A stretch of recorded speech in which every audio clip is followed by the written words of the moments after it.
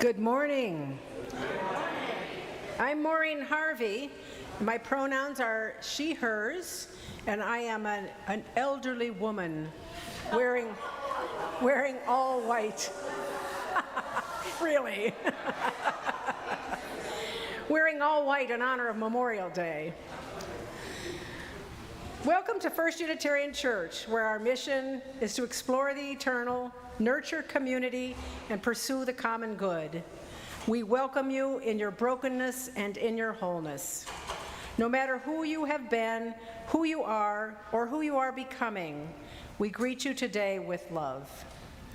I'd like to extend a special welcome to everyone who is watching us on YouTube this morning. During the prelude, please introduce yourself in the comments and let us know where you're joining us from. If you're in Oklahoma City, what neighborhood are you in? Or if you're elsewhere, what city are you in? And now, the prelude prepares us for worship.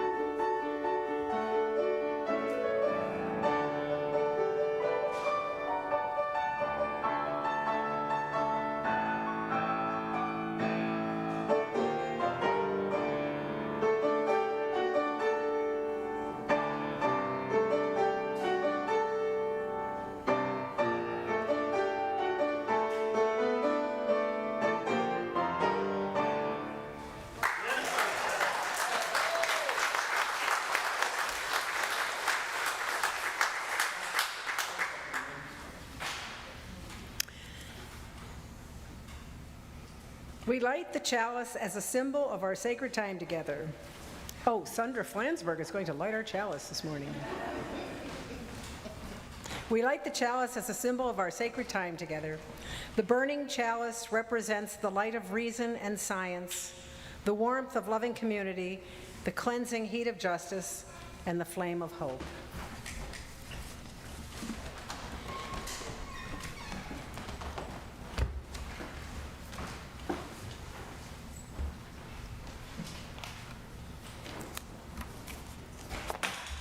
Again, welcome.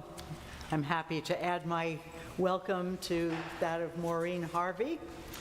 I am Reverend Sue Redfern Campbell, your transitional minister. My pronouns are she, her, and hers.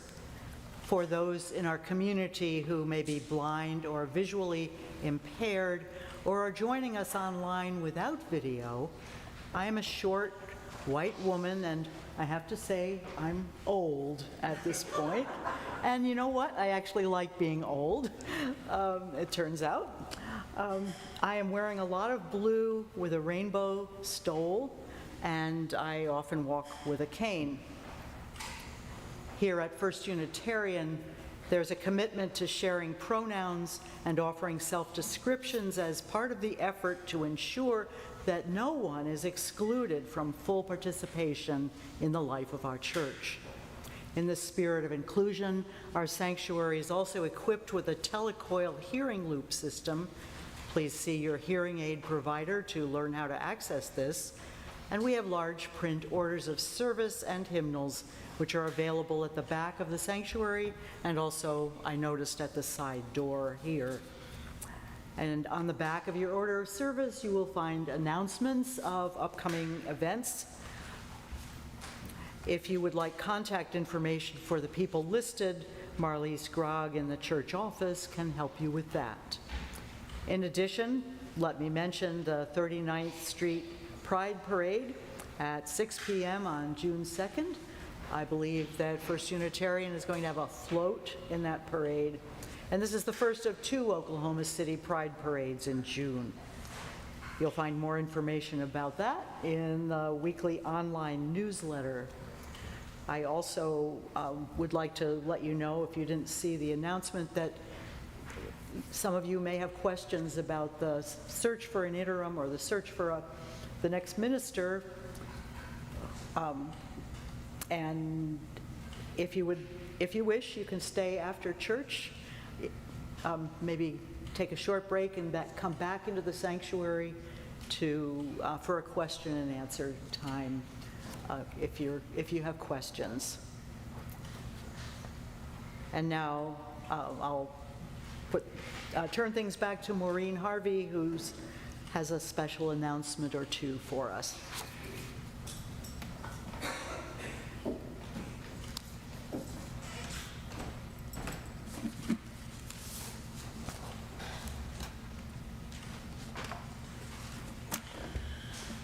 First Unitarian Church will be hosting a voice accountability session on June 9th at 4 o'clock.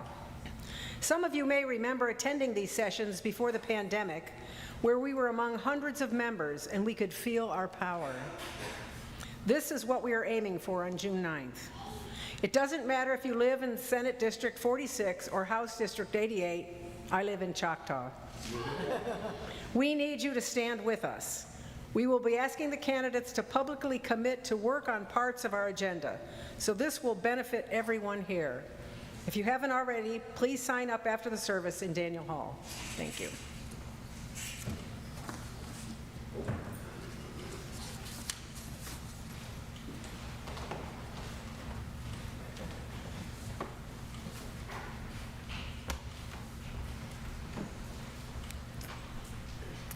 As we continue to settle into our sacred time together, let's take a few deep breaths, breathing in and out.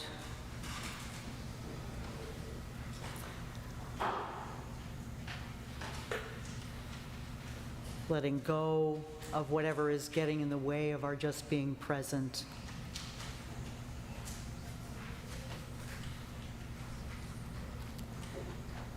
Coming fully into worship.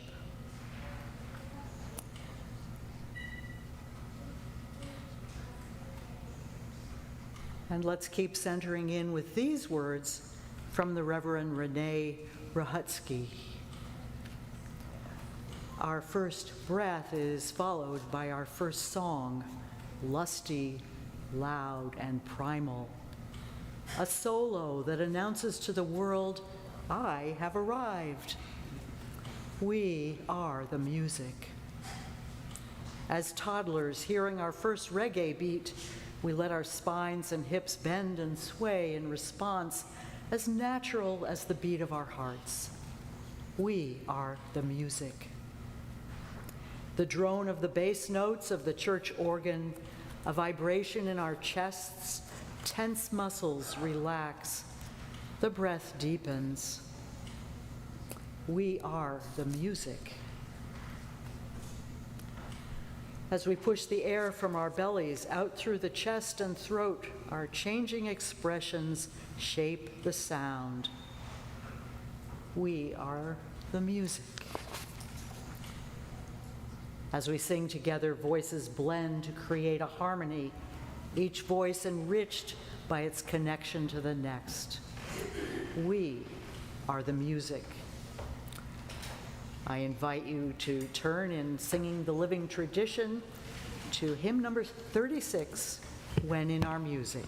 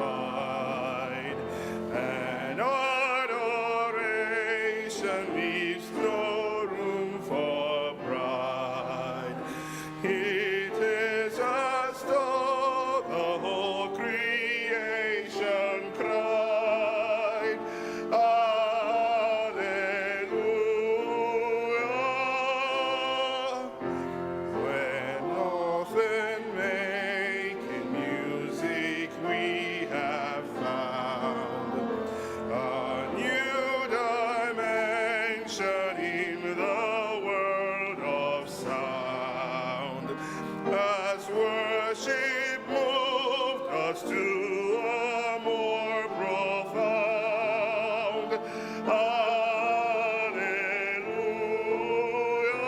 Hallelujah.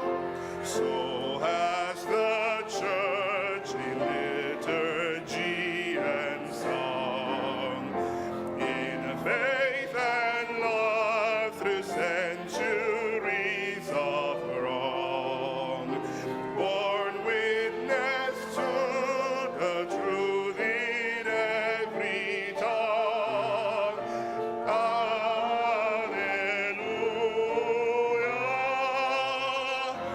Let every instrument be tuned for praise. Let all rejoice who have a voice to raise. And may God give us faith to sing always.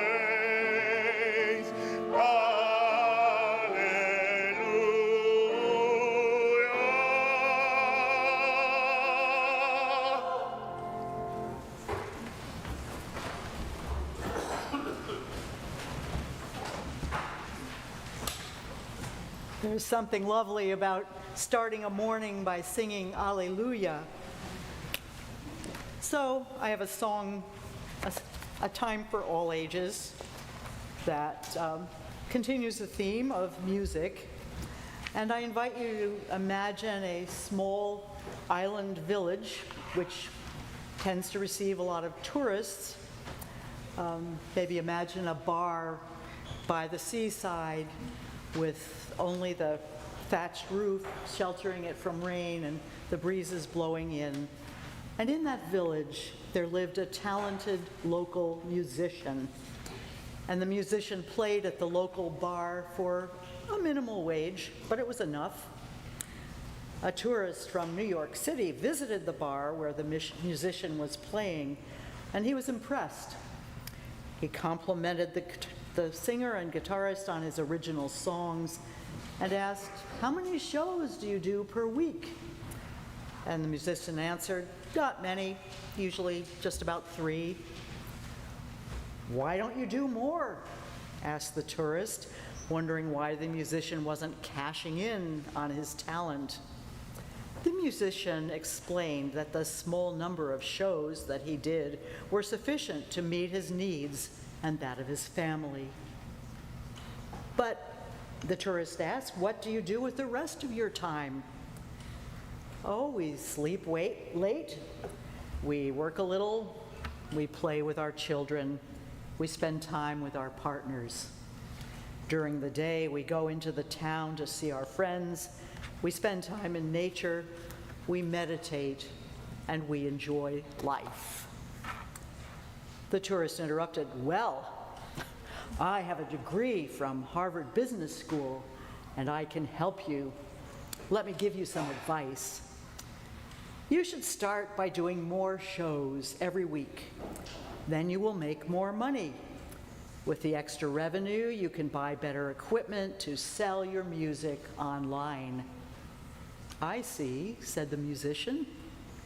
"And what happens after that?" "Well, with the extra money you make, you can hire a manager, a promoter, and a personal assistant. Instead of playing local shows, you can sell your music to the world and become famous. You can then leave this little island and move to London, Los Angeles, or even New York City. From there, you can have anything you desire." "Well, how long would that take?" 20, perhaps 25 years, replied the tourist.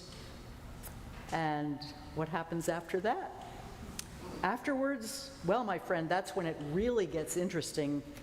When you get really big, you can start buying and selling stocks or property and make millions more." "Millions? Really? And after that?" asked the musician. "Well, after that, you'll be able to retire, live in a tiny island village near the coast, sleep late, work a little, play with your children, and spend time with your partner. During the day, you can go into the town to see your friends. spend time in nature, meditate, and enjoy life.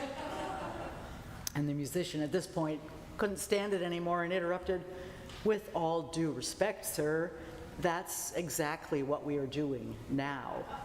So please, what's the point of wasting 25 years?"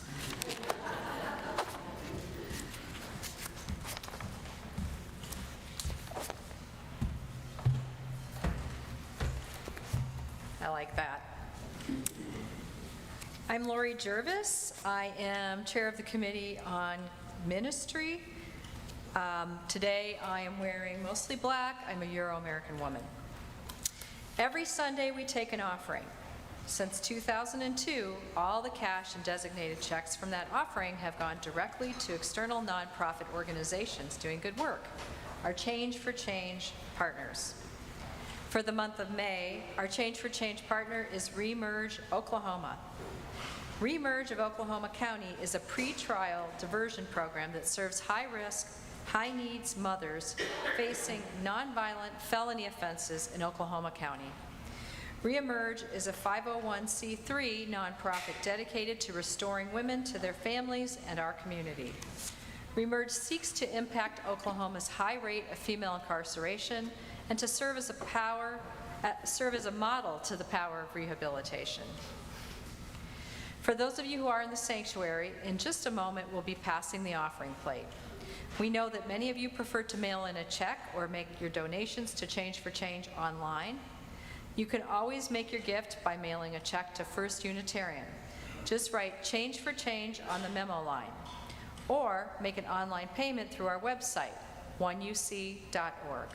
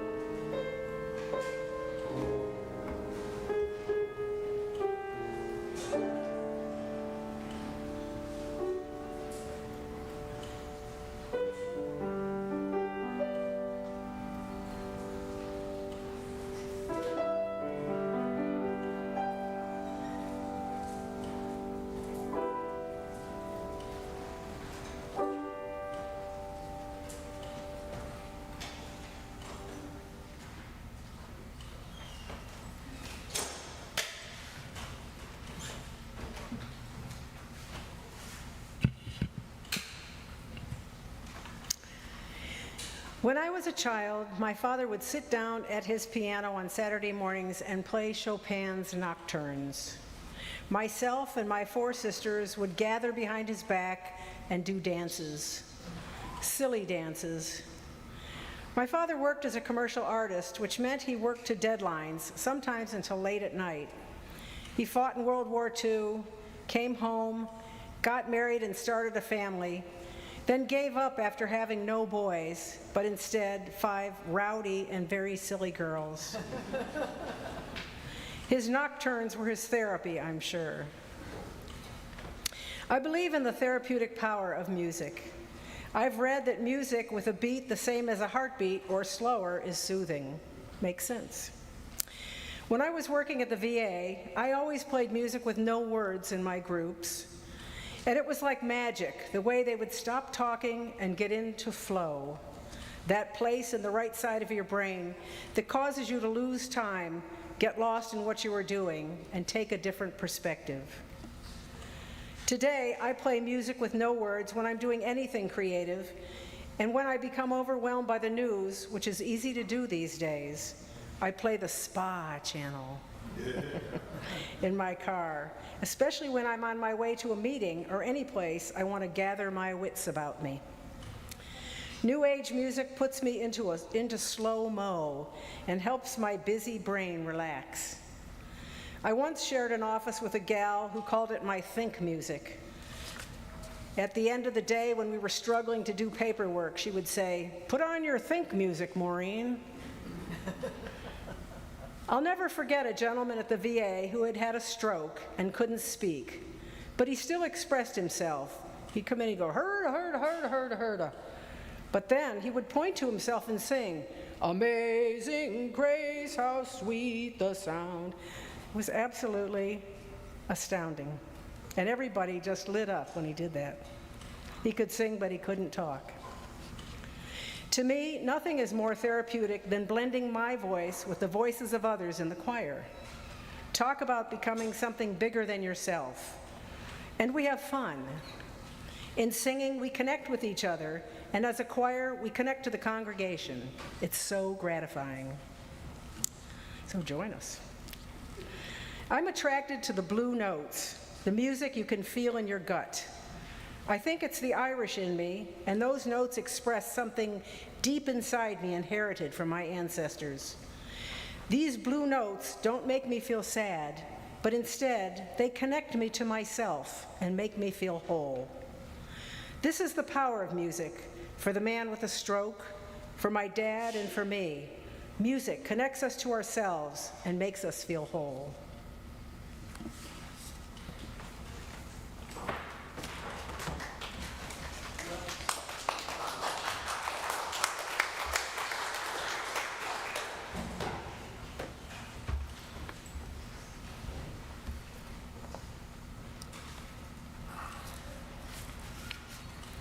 Mindful that today is Memorial Day Sunday, I offer this Memorial Day prayer. Keeping in mind all the people who gave or lost their lives in the wars of our nation, let us honor their memories and remember them, their families, and their friends in prayer and meditation. O Spirit of life and history, we gather on this Memorial Day weekend for a renewal of spirit and for sacred remembrance. With a sense of gratitude and humility, we remember the thousands upon thousands who have died in this nation's wars and conflicts.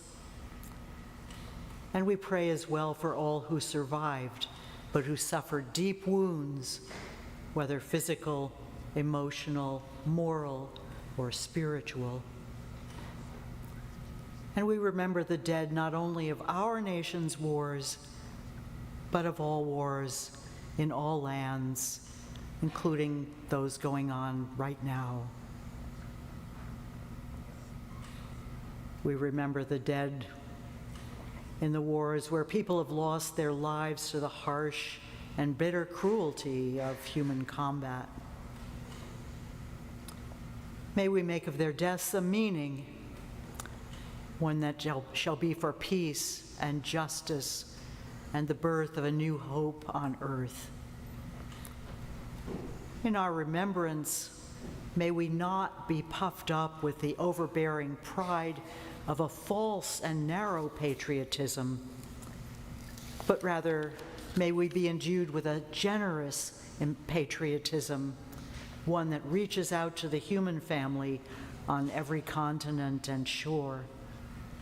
And may we embrace a love of our home planet Earth and a vision of a true commonwealth of love and justice for all. And may these inspire us to keep working to make our love real and our vision a reality. In addition to the sorrow that we bring to this gathering, including remembrance of those who have died in recent Oklahoma tornadoes and those who have been displaced, we lift up in celebration as well, and we lift up the birth of Ebuka and Amaka's new baby who joins George as a baby brother. His name is Sinobi Chukwu. Shalom, salam, pakem, om, shanti. Let peace come in 1,000 tongues and a myriad of languages. So may it be. Amen.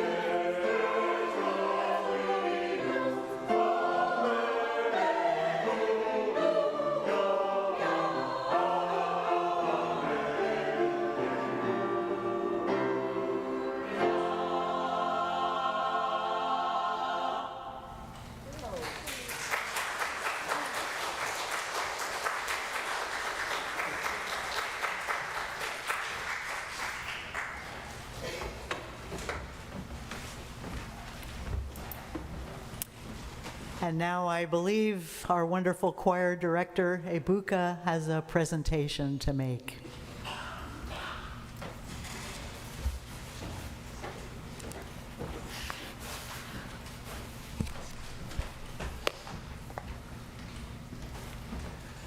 Good morning. This is a surprise for I want to use this opportunity to reflect a little bit on my time here. I started as choir director here at 1UC in August of 2022. It's surprising, this is 2024, 2 years now. And I said this before in one of the services. This is the one church that gave me the opportunity to really start off my non-academic career in the US. And as you can hear from our sound and our music, this is not the same choir I started with. And over time, every one of the members of this choir have put in their 110%. They've put in their days, their time, their extra rehearsal outside of rehearsal time. And the Sunday mornings when we come here at 10, we don't like to be the first ones to be here. But because we have a duty, they have taken this as a duty. And so I am immensely,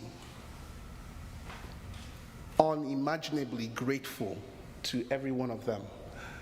And they just make me look good. They pretty much are the ones doing the heavy lifting. I'm just, swaying my arms around. And as most of you know, I'm in the Oklahoma Army National Guard, and there are Sundays where I have to go do push-ups while they sing here. But if they have not been the supportive people that they are, everyone in the choir, every one of them, even the ones who are not here, I have never seen nice people. They're really genuinely very nice. Trust me, I've been with choirs. I've been with choirs, a lot of choirs. This one here, I wish I could take them everywhere I go. Because you bring a piece of music in the morning of service, they will learn that piece and sing it like they've been singing it for 2 years.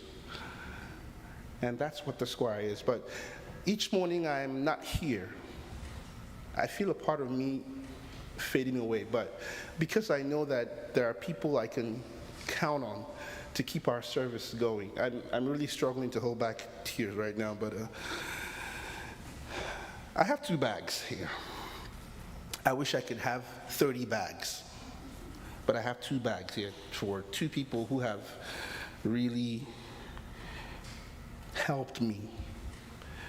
The first person is Alicia Ravencroft.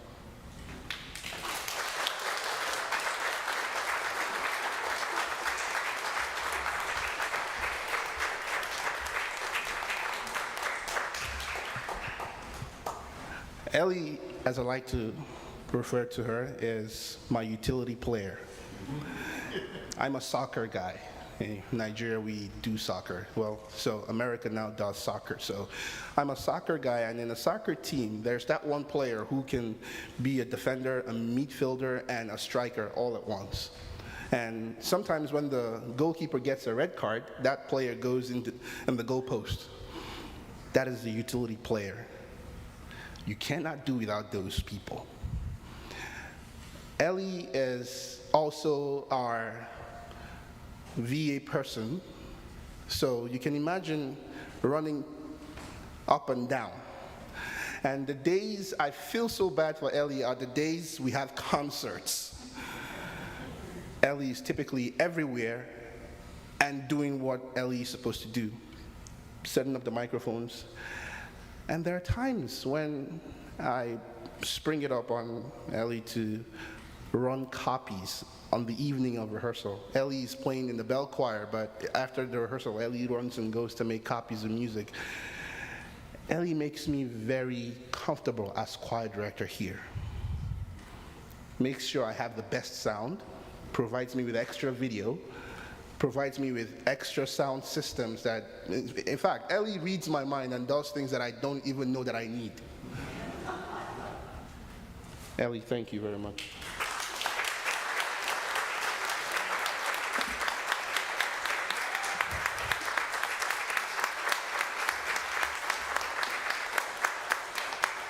In that bag is, so I'm big on supporting small and local businesses. And that bag is a very special beverage containing material for whatever special beverages you like. And the good thing about it is that the container is supportive of the LGBTQ community. So I made sure that it has to support every less represented group that we have in this country. So I'm very conscious about that because I am from one of those communities as well. So Ellie, thank you so much.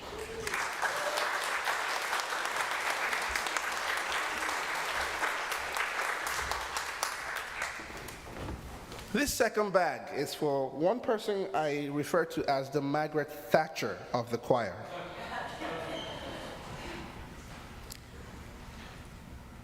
And every morning we come for rehearsal for Sunday, and every evening we come for rehearsal. I gain extra months and years of life from the hugs I get from this person. She is the one person that I can, even if I show her what to do, which I should, it's my job, she puts her own identity on what she does. And she always compliments me every time I wear a different cologne, because I'm very big on wearing cologne, thanks to my wife. And she notices everything. There are times I don't even remember to send the music that we're going to sing. She texts me and says, "Hey, what are we singing?" She pretty much is like that helicopter parent, which I appreciate very much because she keeps me on my toes. Lana Henson.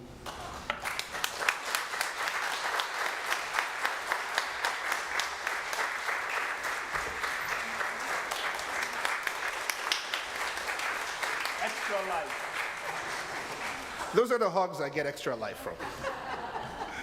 Lana has been very supportive from the very first day I started here. She was at the first rehearsal. And whenever she is going to go do her very wonderful plays, because she's an actress as well, a stage actress, she tells me ahead of time, and I know her schedule, and she knows to practice the music before she comes. So she doesn't come to rehearse, she comes to sing. She doesn't come to play. And thank you very much for all you do.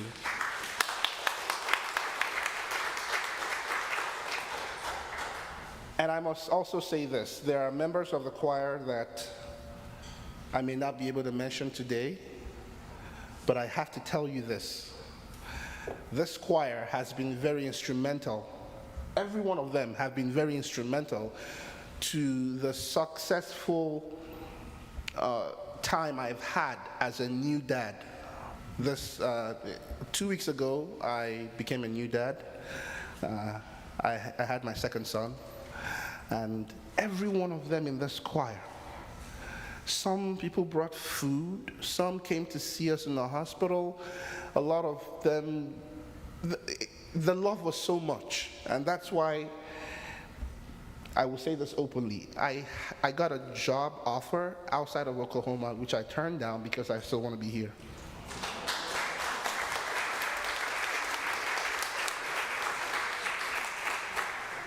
One thing I look out for is not just the pay, I look out for job satisfaction. And job satisfaction is where I can go and have fun. I went and auditioned for the job. I couldn't feel the love. It was a church job. I couldn't feel the love. It was not the one you see choir. It was not these people here.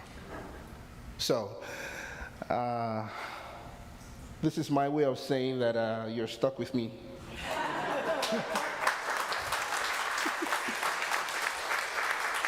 And thank you. You've been a wonderful congregation as well. You have not made me feel like I'm doing something out of the ordinary. So they make me look good. You make us look good. Thank you very much.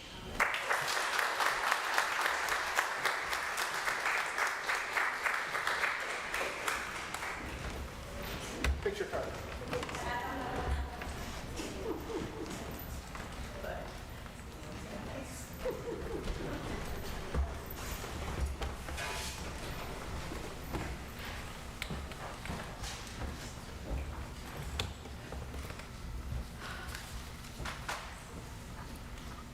Thank you, Ebuka.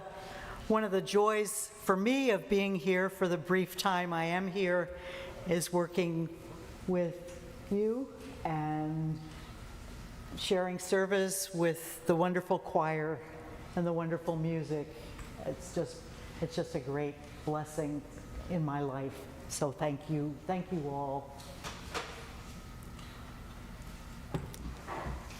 So there's a certain folly, isn't there, in attempting to preach about music? Come to think of it, preaching about music may be almost as foolhardy as trying to preach about God. And I may try to do that in a couple of weeks. We need to be humble if we're trying to name the unnameable, to use words to express the ineffable. The Tao Te Ching has it right, I think. Those who know don't talk, and those who talk don't know. For today, we might paraphrase that to say, those who know don't talk. They don't have to. They play, they sing, they dance, they conduct. Now, these considerations, I have to say, haven't stopped people from trying to speak or write about music. And some of it is good, helpful stuff. But we have to watch out, for as British psychiatrist Anthony Storr points out, a lot of the rest is gushing nonsense. Now, I'm a Yankee, and I doubt anyone sees me as a gushy person. But if I'm going to gush about anything, that thing is probably going to be music. It has been so central to my life, just as it has to Maureen's. But what can we say about it that doesn't add to the nonsense pile? Well, one thing we might say is that if nonsense is written about music, that shouldn't be a surprise. Charles Rosen, a pianist, once said that music lies on the frontier of nonsense. And he's not just making a metaphorical statement, this has a physiological basis. Some of you are much more familiar with this than I am, but it turns out that language and music occupy different hemispheres of our brains. Music is processed primarily in the right hemisphere. That's also the place where our emotions live, our non-analytical, intuitive side. Meanwhile, language lives in the left hemisphere, at least the kind of language that seeks to analyze things, to break things down, to make sense of the world. And that may help explain why we so often stumble when we try to talk about music. In doing so, we have to make a leap between one side of the brain and the other. In doing so, in making that leap, sometimes we fall down into the chasm. Now, knowing that music is primarily a right brain function, we can understand why it also has so much immediacy. A familiar piece of music can take us straight back to some other time and place. For example, if I hear the music from the Nutcracker, especially the version on a vinyl LP conducted by Arturo Toscanini, it takes me back to the Christmas of 1955. That's when my grandparents gave me my first grown-up record. And because my grandfather Redfern died shortly after Christmas that year, the music almost always brings tears to my eyes. I don't have to think about it, it just happens. Similarly, if I hear the Beatles' Sgt. Pepper album, a part of me travels back to Ann Arbor, Michigan, Summer of Love, 1967. Anthony Storr suggests that music is primarily a physical phenomenon. It affects our bodies directly and immediately.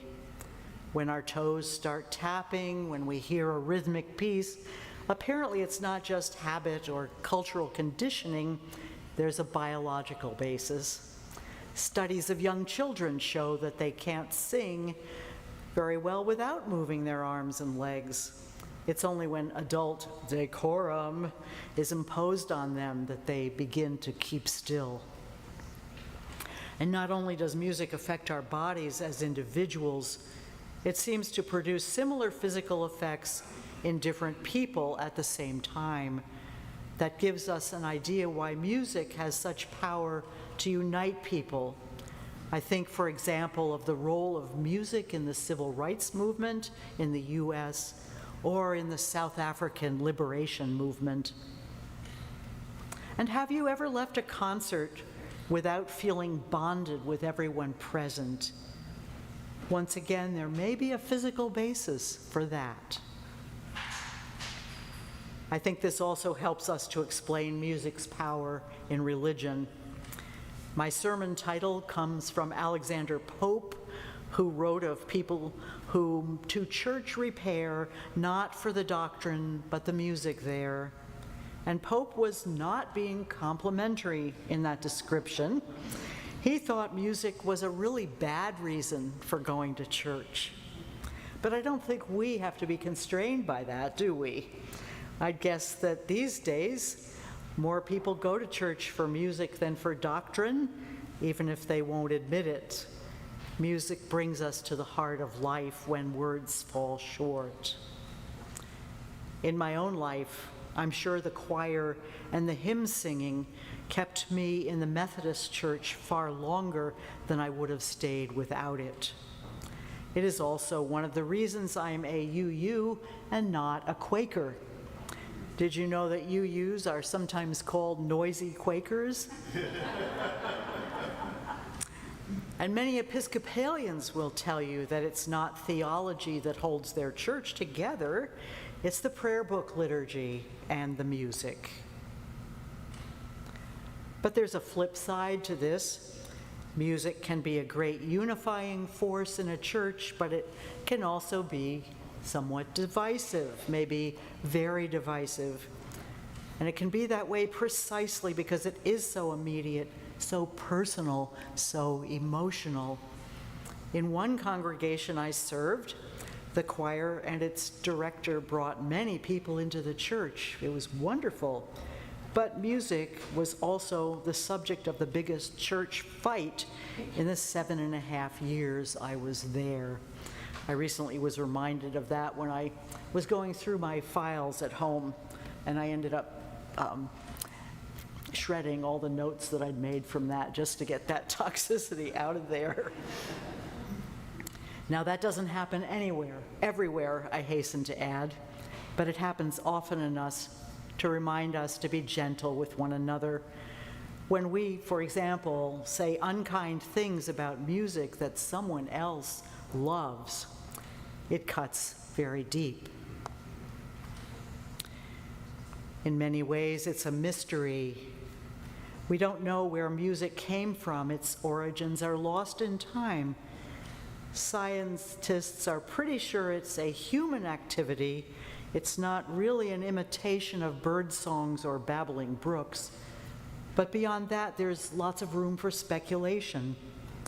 For example, apparently scientists don't know which came first, music or talking. As a species, did we dance and sing before we spoke? Or did music develop as an accompaniment to speech? And did it start as an adult activity, or does it go back to the babbling and the cooing of infants? There are lots of interesting theories, but no one knows for sure. A few things are clear, though. One is that through most of human history, music has been a communal activity used to bring people together. Listening to music with headphones or even in the privacy of our homes is a pretty recent development. Another apparent certainty is that music is universal, and by that I don't mean that it's a universal language like Esperanto, spoken and understood the same way by everyone. There are many musical languages, of which the European diatonic scale is only one. What does seem to be universal is that all cultures have some kind of music. If there's one that doesn't, I'm told it hasn't been discovered yet. And that suggests that music isn't a luxury. It's not a frill. It's not a frill in our school programs, for example. And it's not something pleasant to do if we have the time. It's a necessity, even if we don't know why. It's bound up in what it means for us to be human. And now maybe we could survive longer without music than without food, but I wouldn't want to try either for very long. Sigmund Freud believed music to be an infantile diversion, an escape from reality. Of course, that's not the only bad idea Freud had. It turns out Freud's whole family lacked musical talent. I guess maybe they said they couldn't carry a tune in a bucket. And he got almost no pleasure from it. Perhaps this is what shaped his view of music as a mere trifle. I myself prefer the perspective of Friedrich Nietzsche, who put music at the center of things. Far from being an escape, he said, music puts us more deeply in touch with reality. It helps us order our universe and thus gives us courage to face the world. The premier UU theologian of the last century, James Luther Adams, called music a means of grace. That certainly fits my experience. I grew up in an extended family until I was about 2.5. And from the time I was in the crib, my grandmother remembered I have sung. She made a list of all the songs that I knew at age 2. And I expect to sing for the rest of my life, not for performance, but for the joy of it. But there was a time when I was in my 20s that I became very depressed, and my singing voice went silent. If I tried to sing, my range was even less than an octave. Everything changed when I joined Arlington Street Church in Boston and started to sing in the choir. I not only got my voice back, I think I got my soul back as well. William Styron, the novelist, writes of a time in his life when he was in a terrible depression. One night he decided there was no way he could get through the following day, and so he made plans to end it all. After his wife went to bed, he made various preparations, which included watching the tape of a movie in which a young actress he knew had appeared. A part of this film was set in a music conservatory in Boston, and suddenly in the film, off camera, there came a contralto voice singing a sudden soaring passage from the Brahms Alto Rhapsody. As Styron tells it, he had been numb for months, unresponsive to music or indeed to any pleasure. But the music, he said, pierced my heart like a dagger, and in the flood of swift recollection, I thought of all the joys the house had known, the children who had rushed through its rooms, the festivals, the love, the work. And with this, he realized he couldn't possibly hurt the people close to him. And so instead of ending his life, he went the next day and committed himself for psychiatric treatment. And so his life, rather than ending that night, had found a new beginning. So that is the kind of music, of power that music has. May we each find our own voice, our own song to share with the universe, even if it is off-key. For we are the music. Alleluia. Amen. And now I'd like to invite you to join with me in singing some Brahms, not the Alto Rhapsody, but the theme from his First Symphony. I love it that somebody set a hymn to that tune. You'll find it in Singing the Living Tradition at number 309.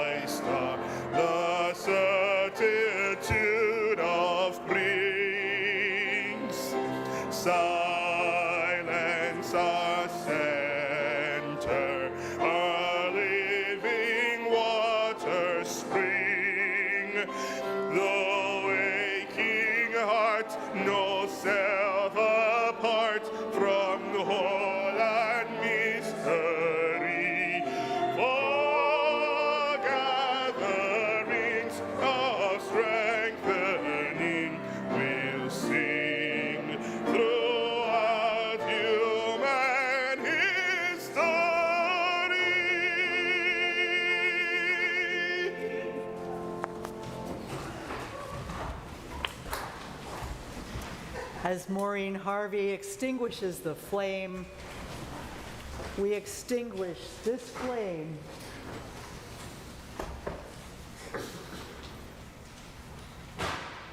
But we do not extinguish the light of love and community which burns on in our hearts. We invite you to join us in Daniel Hall for coffee, lemonade, and conversation. Those who wish to know more about the search for the next transitional minister, you take a short break and please feel free to come back into the sanctuary for the conversation. And now our benediction comes from two UU ministers, Richard Gilbert and then Maureen Kaloran. Hearing the harmony that is the music of the spheres, may some of the harshness and discord of our human lives be transmuted into music. A new song in our hearts may there be, and a new harmony in our beings, so that we shall return to our several duties with fresh courage, with eagerness, and rejoicing. This service has ended. Our service in the world and in the wider community continues. Go in peace, go in joy, go in love. And I invite you to stay seated for the prelude, the postlude if you wish.